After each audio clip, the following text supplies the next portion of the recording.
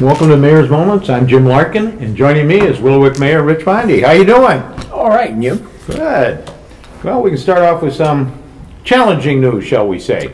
Yeah, the employees already know, and of course my family knows. The residents will get a letter from me in the Willowick Courier because I've had a relationship with them for 5 decades, and I felt that they would want to know. And then I was diagnosed with cancer. Had a lump under my arm. Make a long story short, it was biopsied, and it is Hodgkin's lymphoma, which is cancer of the lymph nodes. Right. It's Hodgkin's, which is better than non-Hodgkin's. They were hoping if it was to be cancer, it would be the cancer that's related to rheumatoid arthritis, the Remicade, because then it's a different level of cancer, and the cure is just to stop the Remicade. It isn't. It's full-blown Hodgkin's lymphoma. So now, by the time this films, I will have already had the first chemotherapy, but it starts next week from the date we're filming today, and not looking forward to that. But on the other hand, the oncologists tell me that the cure rate is about 90%, and the oncologist says you will hate me for the next 4 to 6 months, but our goal here is to get you cancer free. They think it's in stage 1 because they can't feel any other tumors. And they don't know if it's in any other organs, but if it isn't in any other lymph nodes, it probably isn't in any other organs. So that's the good news. And you know, I'm fairly fatalistic enough to believe that if you live long enough, you're going to get cancer, or you're going to get something. Right. Yeah, or you'll be in perfect health flying Air Malaysia into the Indian Ocean. So we're not getting out of this world alive. So, and our bodies are not meant to be perfect. And there's so many people that have so many things much worse than what I'm going to go through. So, you know, I told the staff here when they were talking to me about it that, you know, I'm going to be back bald and bad for the next 4 years. Watch so that. Take that a little personal. You're going to have more than I have when the chemo gets done. So, but you know, again, there's so many things that are much worse than that, and I'm hoping to be cancer free by Christmas, and then go on to face the next challenge. So I'm obviously going to stay as mayor, but there will be days where I'll be out with chemo, and then I don't know what my body's reaction is going to be. Some people lose their hair. Most people do, some people do not. Many people do not get nauseous. On the other hand, most people get fatigued. Their concern for me is having rheumatoid arthritis and having been on Remicade for 12 years, that my immune system is already compromised, and now it's going to be destroyed. So they want to protect me from any disease, the flu, viruses, bacteria, and so on. Like at my house, all the dinners are supposed to be prepared with gloves on, and they said stay away from crowds. I don't know how I do that, but they said just, you know, protect yourself. They want me to wear a knit cap if my hair falls out, and I thought, yeah, I don't know that I'm going to do that, but I thought the beanie with a propeller would be nicer. Yeah, Pope hat. There you go. Propeller. So a lot of people have so much worse, and so, you know, I'll get through this, and hopefully I'll be stronger for it. A friend of mine said, well, you know, God has a plan for you, and I just, you know, I understand that, and I certainly believe that. I just wish he would let me know in advance and check with me first when he makes his plan. So. Oh. So. What did your pastor say about that? Yeah, I know. Didn't mention it. Bill Whitlinger, the chairman of the Planning Commission, told me that he always liked the quote that if you really want to make God laugh, tell him what your plans are.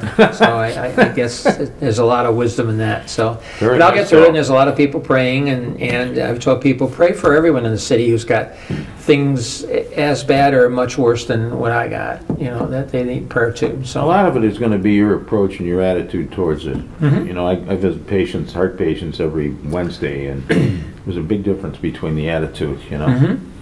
I mean, it's a big thing, and it's happening to you, but you've got a lot of prayers and support. And you got a lot of things to live for. And it happens That's to a half lot the of battle. people. Sure it I does. mean, it's going to happen to most of us, and it just happened to strike me now, and I'll deal with it and get through it. It's another challenge, and you know, I'll be okay for it. So yeah, I'm anxious to get started and anxious to get this Get it over with. and out of my life. So Well, you definitely want to stay away from the schools. yeah, I Especially don't know the what I'm younger gonna do. grades. Yeah, we got the mayor's challenge. I'm supposed to be meeting with the 5th grade, but you know, I'll be the one in the hazmat suit telling kids, "Don't touch me." Either that or videotape it. or and replay it. walking around with that hand sanitizer and dumping it all over me. But Well, it's something you have to, consider. yeah. Because you're a little more open to these things than you have been. Oh yeah. That's really true. So they're pumping me with all kinds of different antibiotics and medications that will protect me from viruses and bacteria. But they said you just got to make smart decisions in your lifestyle, and I said okay. So we will do that. So what it amounts to is if you don't run around shaking hands and kissing babies for a while, Right. there's a reason. And they also said that I'm supposed to take it easy. Okay, yeah, we'll do that. I'll consider that. Yeah, I don't think it's going to be a problem once you start the treatment. Yeah, that's the problem. That's just yeah. my observations on those that I've known that have gone through it. But one day at a time, that's all you can do. Yeah, the secretaries and the staff here at City Hall said they're gonna double lock my door and bar me from getting in there to keep me away from here after I have chemo. They said you got to stay home and get healthy. We need to have you back at work healthy. And I said, yeah, that'll happen. But I mean, we'll see how it goes. You're talking 5 months, but then again, how many more years could you live as a result of this inconvenient, shall we say, 5 months? I was gonna I had the port put in, and the port is right here, and they have to run a tube between your lungs and your rib cage, and they got to be careful not to puncture your lungs. That's why they have to do an X-ray afterwards, and then it goes into your heart, or not heart, but into a vein into your heart, and the surgery takes like a half an hour, and I came out. I woke up in the recovery room, and I thought, okay, now, one of my sons is going to pick me up, and I'll go home, and I stop at City Hall on the way, and oh my God, as soon as I get in the car, it's like, oh my God, I can hardly walk. And I stayed in a recliner all afternoon and got up and had a hard time walking. And they tell you should always have somebody with you because you don't know how you're gonna respond to that. So, but we'll get through it. And like I said, so many people have so much worse I'll be bald and back and Bald and beautiful. bad. That's right. That's right. So, On a more pleasant note, and happy news. Yes. housing real estate market in the city of Wilwick. I was at a meeting of all the Westlake County mayors met with the development committee of the Western Reserve Willoughby Chamber of Commerce that Willoughby Wilwick is a part of, and I came late to the meeting, and there was an executive from a real estate company there, and he was talking predominantly about the commercial real estate. And we don't have a lot of commercial in the city. It's a big deal in Eastlake and in Willoughby and in Whitcliffe. It's not a big deal here because we are predominantly residential.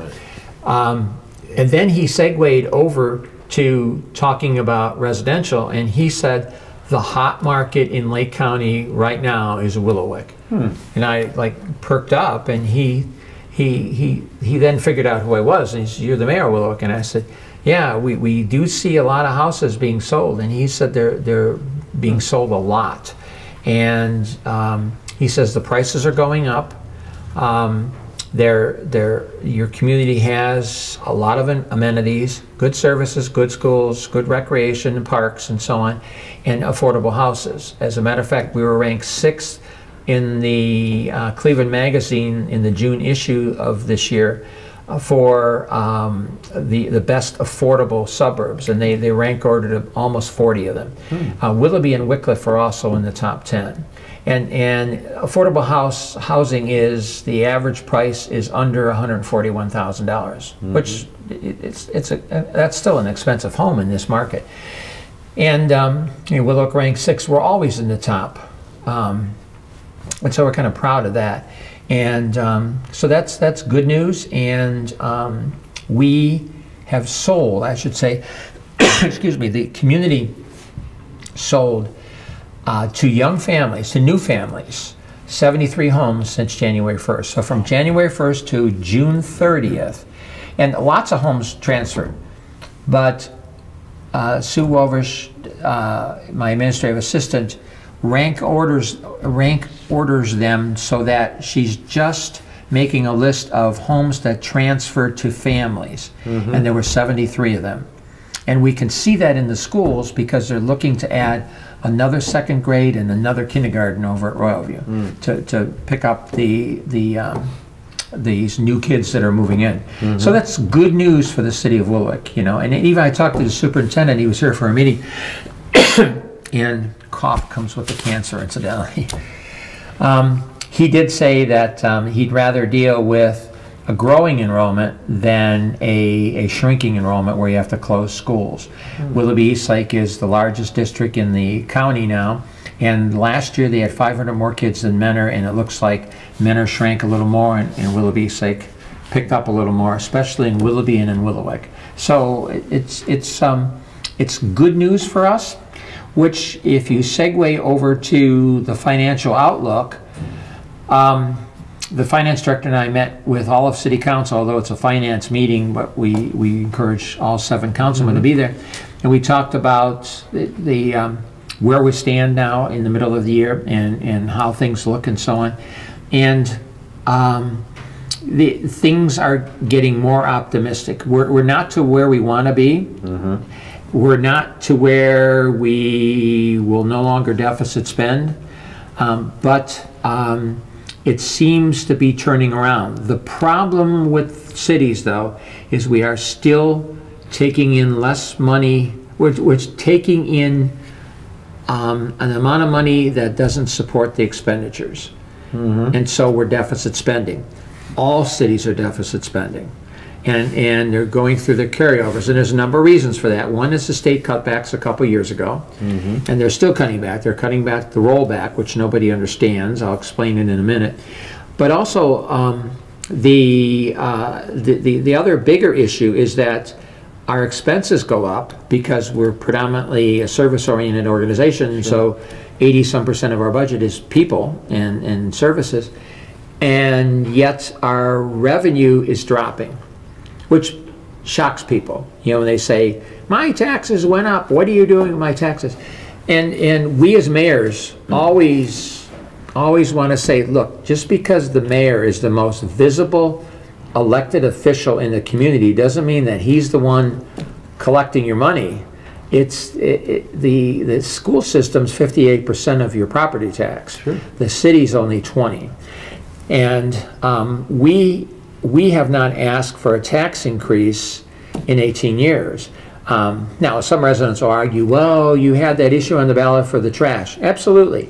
And all that did is take $1.1 million of expenses out of our budget, which made us solvent for the next year. We still were deficit spending, but it made us solvent for the next year. Every city in Ohio had to do that because they were plugging up the hole from the state cutbacks. And so that didn't move us ahead. It just kept us from going under and laying off. And it's always police, people say, it's always police and fire. That's where your biggest expenses are, by far. And so we bit the bullet. The people understood what we were saying, and they passed it.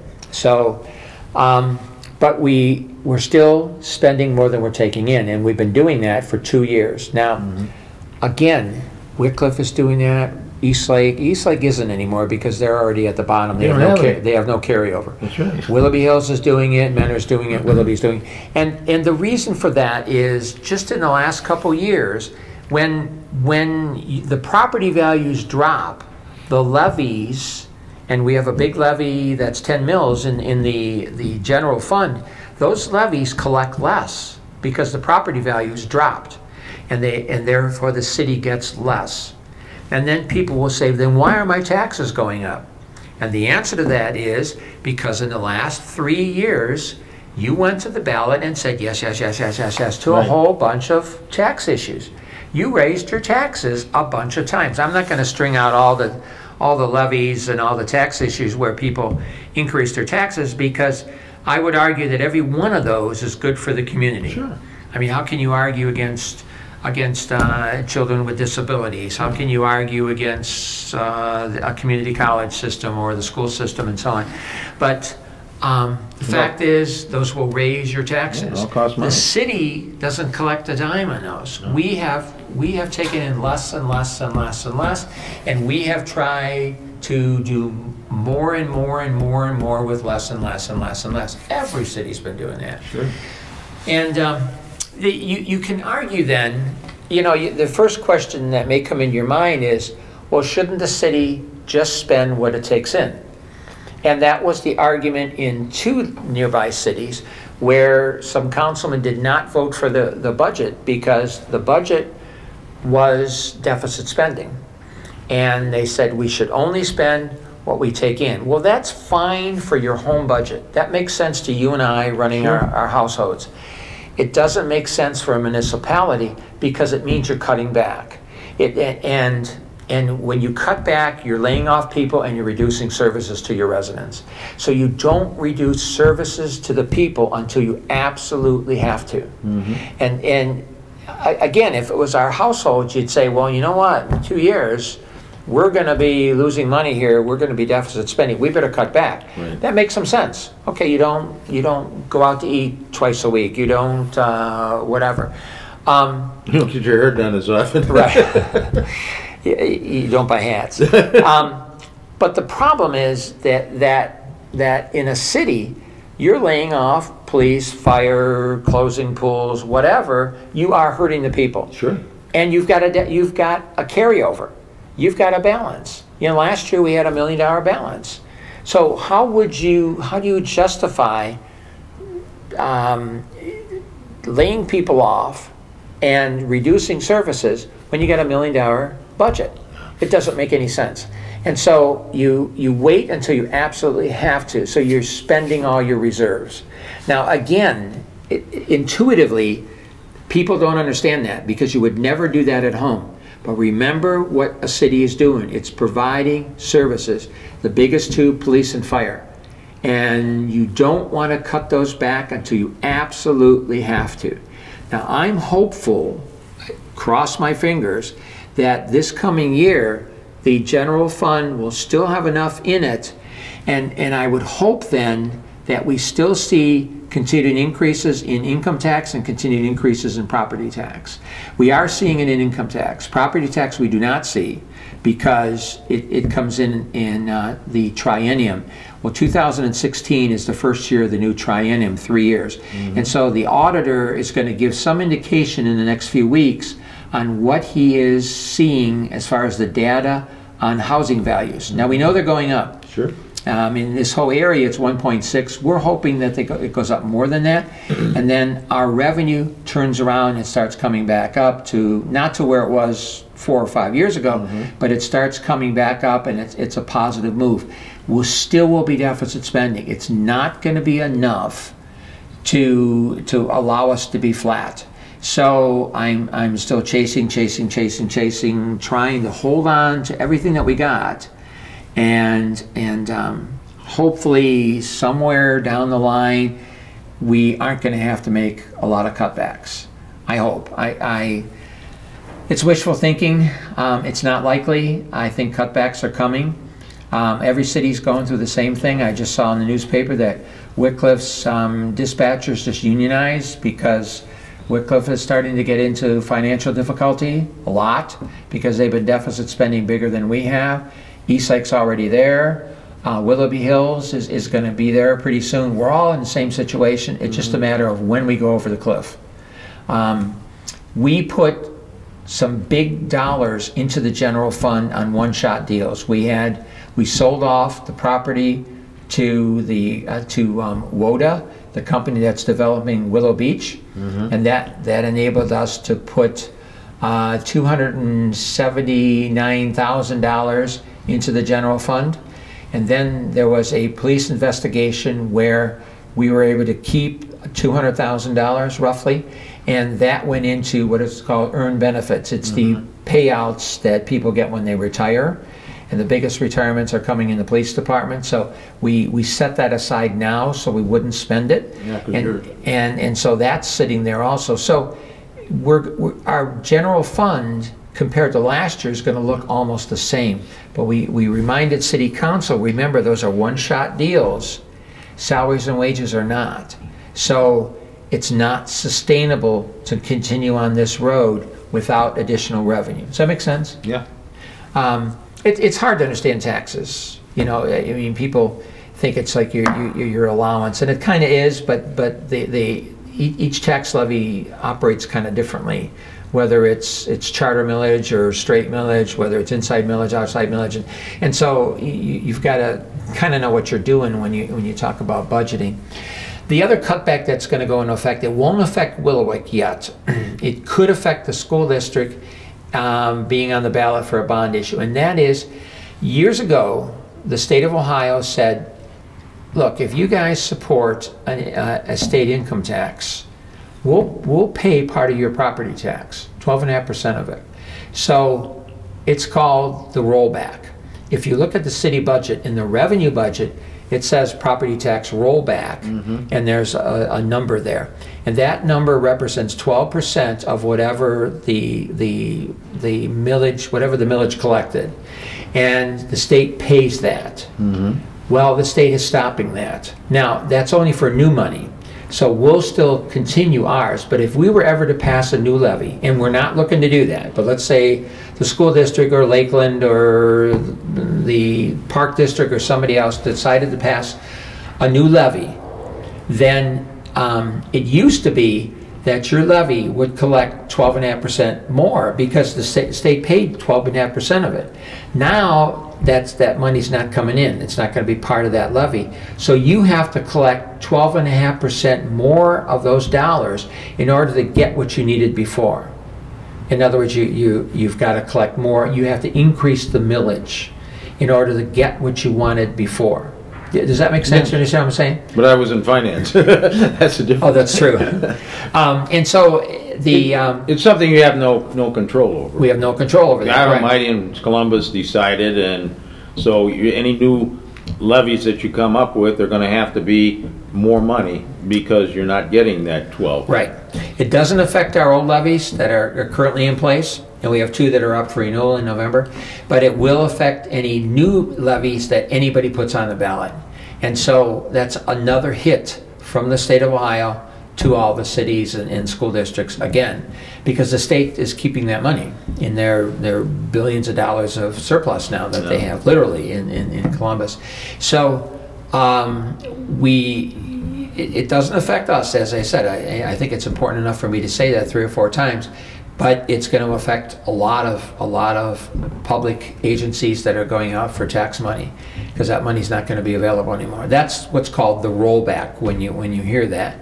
And you see it as a revenue line item in our budget, because the state still gives us that money, although we're crossing our fingers and hopeful that the governor and the General Assembly doesn't take it away retroactively.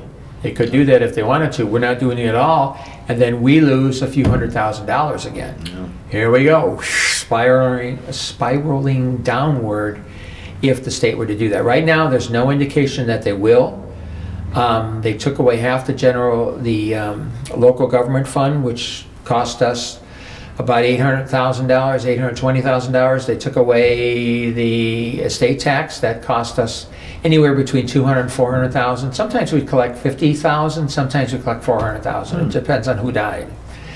And then, as morbid as that sounds, and then there's the rollback in case we ever went out for new levy. So new money. So there's all those forces that are forcing cities to make cutbacks. So that's why cities are in the shape that they're in. I'm not just blaming the state.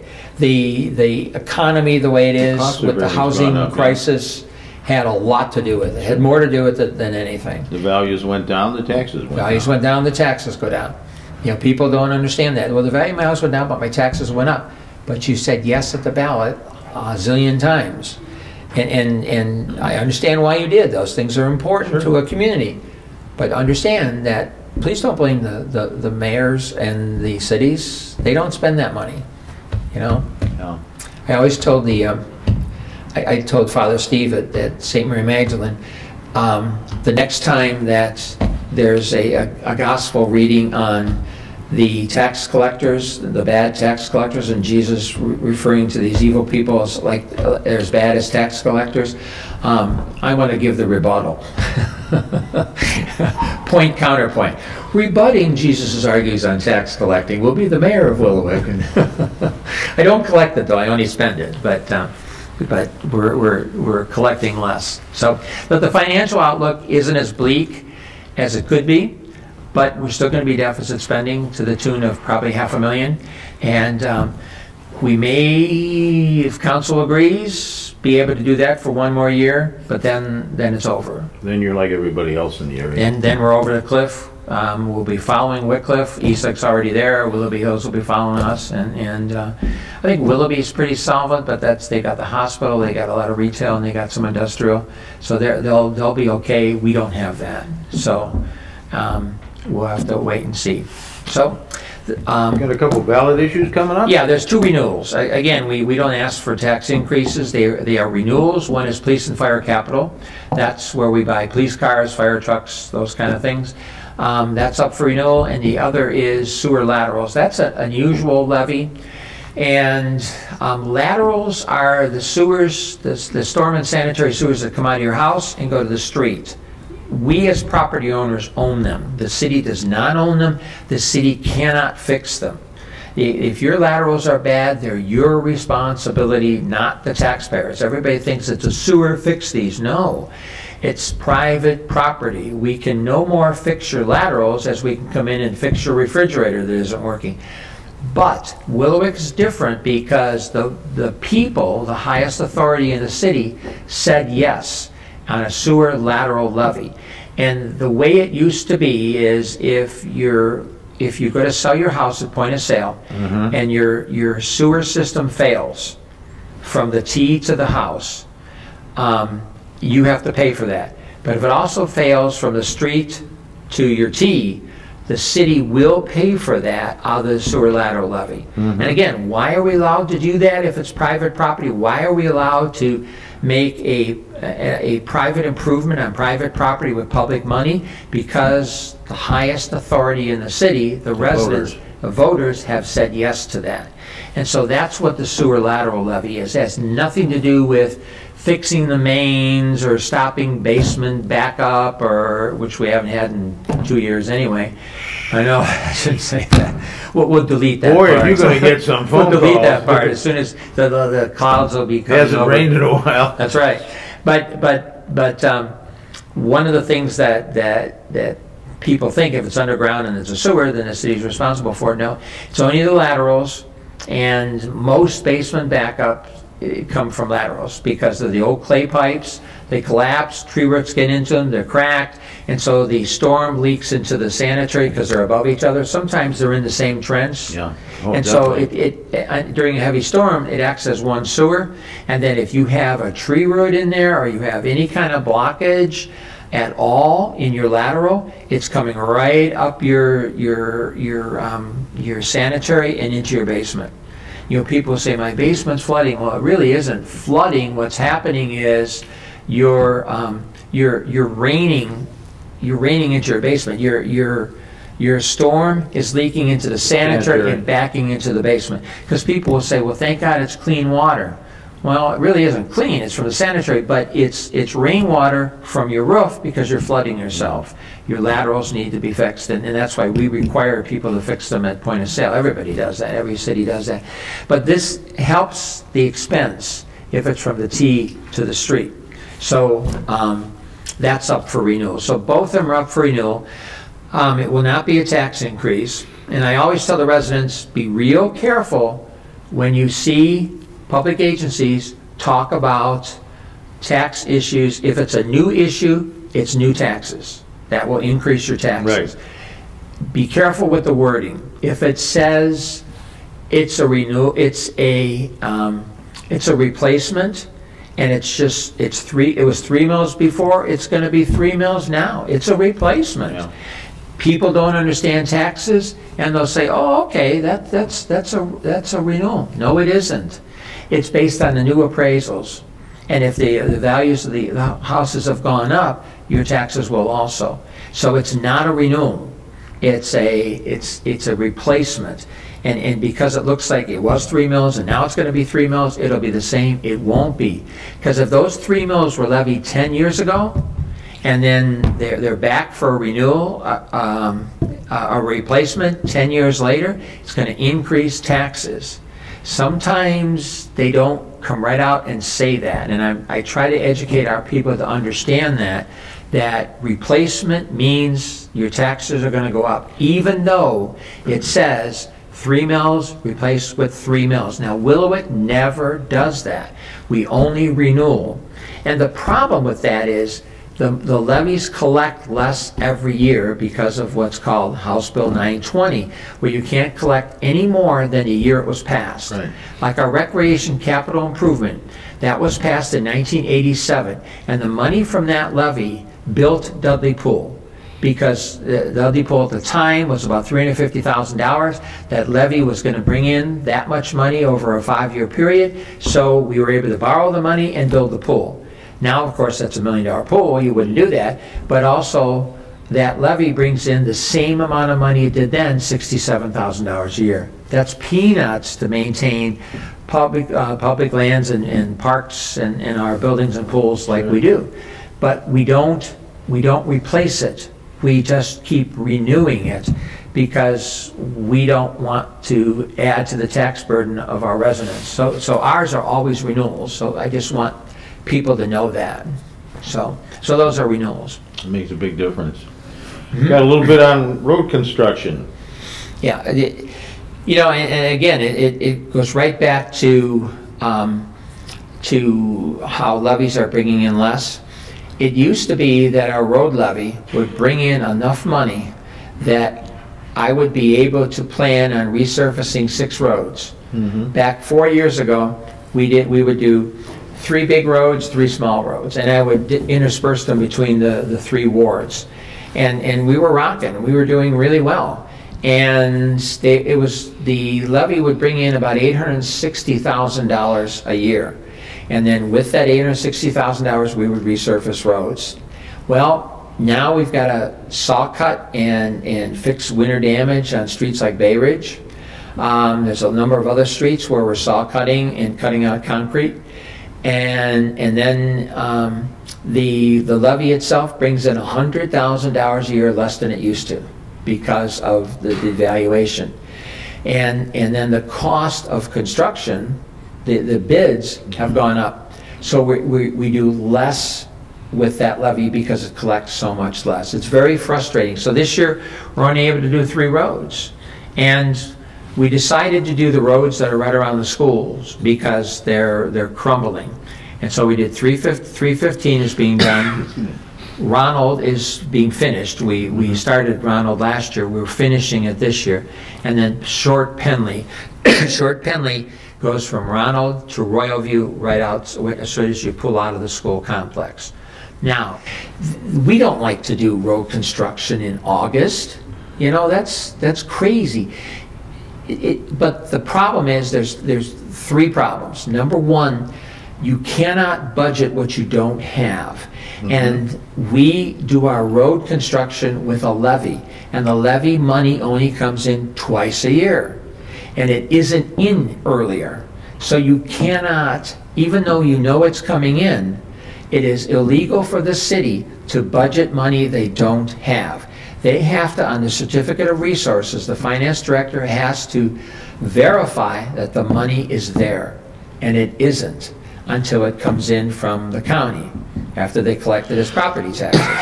And so that's problem number 1. And the money comes in January or what 2 months? January, and then it would be July. July, which is when you actually 6 months start later. your budget. Right. And so the money isn't in. So you can't start a project on anticipate, unless we were to borrow the money. If you borrow the money, it's huge debt servicing on that. Because you're borrowing short-term, a lot of money short-term. The second problem is you have to pass the budget first. And in order to pass the budget, the city budget is actually two budgets. If you ever went online and looked at it, there's one called the mayor's budget and one's called the revenue budget. You can't do the mayor's budget. That's an operational budget. You can't do that budget unless you have the revenue budget in. You got to know what your money coming in is going to be before you start deciding how you're going to spend it. And those figures are not available till the first part of January, the latter part of August, or I'm sorry, December. And so we will know what our carryover is going to be. We're going to know our fund balances by the end of December. Okay, now I'll get indications of where we're going to be from the finance department in November, but we really don't know till the end of December. So you can't start building a budget. The directors do. They start building a budget, but their budget in the preliminary stages is more of a wish list. No. And also, they know what my priorities are before we get into the process, and they build my priorities into their budget. And then I listen to their priorities, and hopefully we'll be able to build those into the budget. And then we sit down after the revenue budget is in, and then we start cutting. And we say, you can't do this, you can't do this, you're not going to do this. No, we won't buy a new squad this year, we'll buy a new ambulance next year. And so we have to make those hard decisions. So what happens is that the budget doesn't pass till the end of March. It has to be passed by law by April 1st, or the city closes, shuts down until it's passed. And so we've got to bring in. We can't bring in.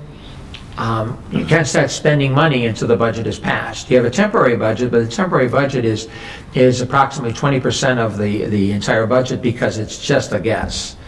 Because you've got to have a big enough carryover to cover you for the first 3 months before your budget is passed. So the money isn't there to do a road levy earlier. And then the final point is, people have said, why don't you just bid the projects earlier? Well, because it wouldn't do any good for the first two reasons. But thirdly, if we did, let's say we bid the projects in February, but we told the contractors, we're not going to actually do these until June, the bids will come in really high, because when they bid in late winter, the bids will come in lower, because it's a slower time. Yeah. They'll bid high, and if the bids come in 10% higher than the engineer's estimate for the project cost, the city by law has to reject them. And that puts us behind the 8 ball. That happened on 3/30th. We had to postpone the second part of that project for a whole half a year because the money wasn't in yet. I mean, and we had to reject the bids. And so we got to be careful of that. And then if there's any OPWC money, that's Ohio Public Works Commission money, and that's usually for sewers or if there's water lines from the county, we have to wait for their money to come in too. So we would love to do these projects in May. It doesn't make any sense to do them in August, except we're forced to do that. So unfortunately, we've got 1,600 kids and almost 300 employees that are going to go into Royal View, and 315 is going to be torn up. We are urging all the parents, use Dickerson. And I'll say that here as well. If you're dropping your kids off, take Wilwick Drive to Dickerson. It runs parallel to 315. It bends over a little bit and then comes about 3 houses before where 315 comes into Royal View, and then you go into Royal View. It'll make you lose 2 minutes. It's not a big deal. But these are the parents that seem to be irritated by this are the ones that drive their kids to school every day, because hardly any kids take school buses. And nobody walks to school anymore. Everybody drives their kids to school. And you should see Royal View. I mean, I came out of that building at 10 to 2 one day, and there's a lineup of traffic. And I went back in and I said, are these parents waiting for dismissal? And they go, yep, it's like this every day. I said, it's 5 to 2. Dismissal's at 2:40. Yep, they want to be first in the line, so their kids get out, they get in the car, and they leave. I said, so they'd sit in the parking lot for 40 minutes and wait? And the one secretary says, yeah, they do that every day. And I thought to myself, yeah, my parents would do that. My parents would have said, you're walking home, dude, and we're not picking you up. And I'd have to walk from St. Mary Magdalene all the way over to Fairway Boulevard by 293rd. And, but that you know, it is what it is. It's a different thought pattern of than previous generations. And it's the same thing in the morning. I did take one of my grandsons to school early one day. I said, yeah, I'll take it. It's the first day of school. What an idiot. I'm the mayor of this community. I should have known not to do this, because I'm sitting in a traffic jam behind 3 school buses. There's another bus behind me because there's like 17 of them that go in there in the morning. And there's traffic all over the place. And I finally got almost to where you pull into Royal View. And I said, Nicholas, have a good day. Bye-bye now. He said, well, aren't you going to drop me off? Nope, bye-bye. This goes right there. That's what happens when you go out without your police escort. Yeah, oh, yeah, right. You know, the sirens go. Oh, yeah. That's a real good idea. Oh, yeah. So that'll get you a paper. and you know, unfortunately, it's one little driveway for hundreds and hundreds of cars trying to get in there in a half-an-hour period. And yeah, there's nothing you do about it. We got a grant from the state. Willoughby and Willowick got a grant, and Eastlake got grants from the state to work together to what's called a Safe Ways to Schools grant, to see how we could get kids to school safer. Actually, what the grant wanted to encourage is to have kids walk or ride bikes. And you know, we looked at all kinds of different options. We talked to parents. We had a public meeting, which nobody came to. We had I gave them some comments people made on Facebook.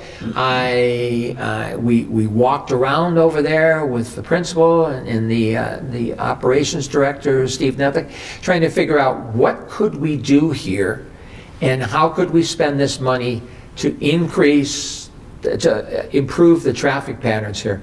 And the answer is nothing. Now, again, if you read Facebook, everybody's got the right answers, sure, because we're not apparently smart enough. But there is nothing you can do there. There seriously is nothing you can do. School district did something smart, and when you pull in and you're going to Royal View over there, you got to turn way right. And you got all the way around Willowick Middle School's faculty parking and come out this way, and you got to go straight. And what that does, it takes 60-some cars off the roadway, and it eases the traffic jam. It puts them on into the school board's property and then out. And that helps.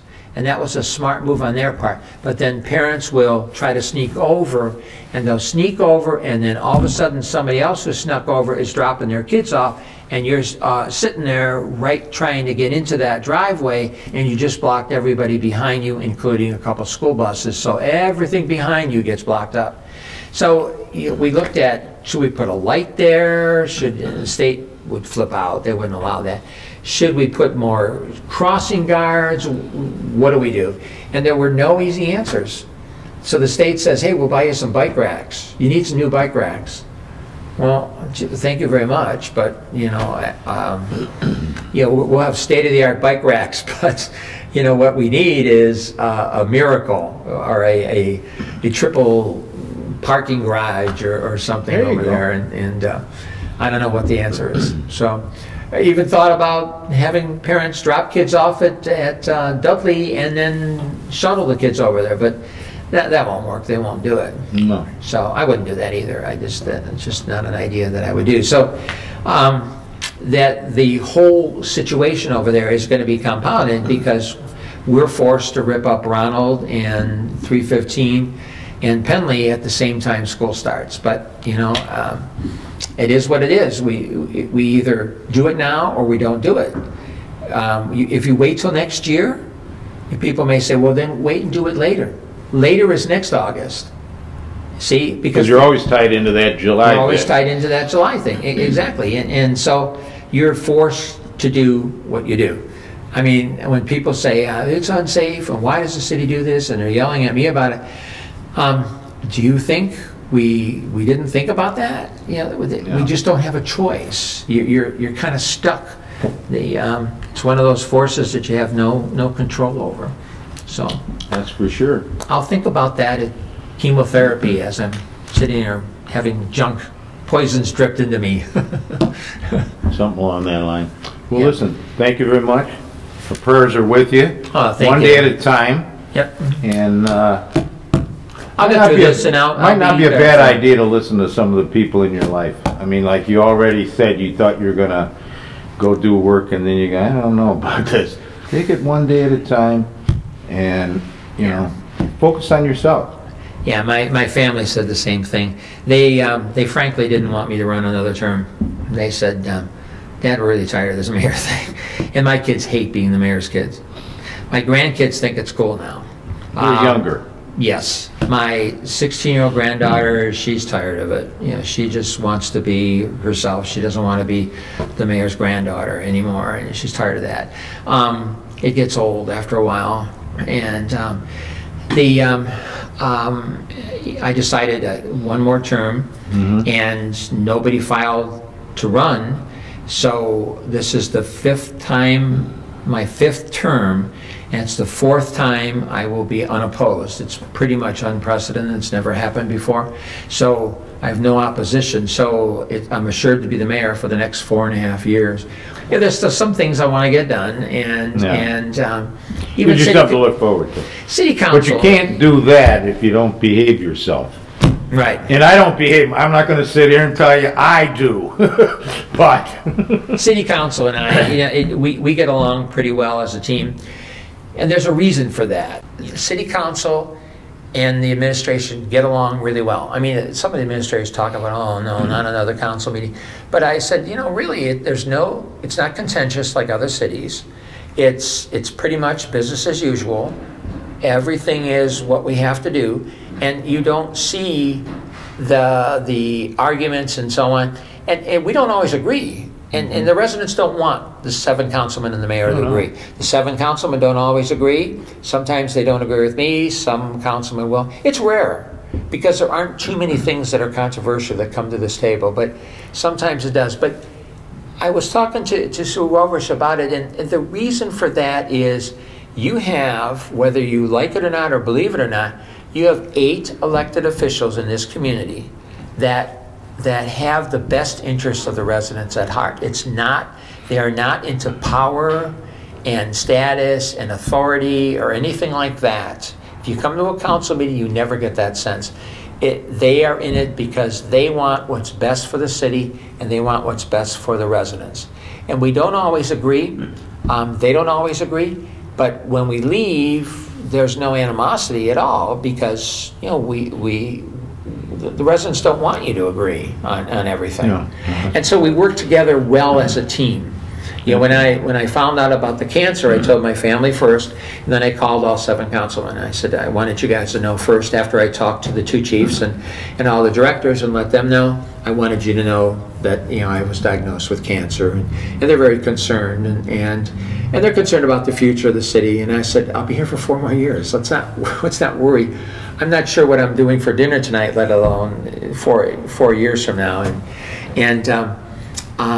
Do I want to run again in 4 years? Who knows? I don't know. I'll be 69 then. You know, I may want to just stay home and watch The View. Nah, I don't think so. You trying to go out on a psych? Nah, I don't think so. So, you know, it's like my family said, Dad, if you were to retire, you're not going to sit home and do nothing. No, I would look for projects to do. You'd probably get into trouble. Yeah, right. Right. Speaking as a experienced retiree. Yep. Okay, you take care, and again, our prayers are with you. Oh, thank you. Thank you for joining us, and make it a great day.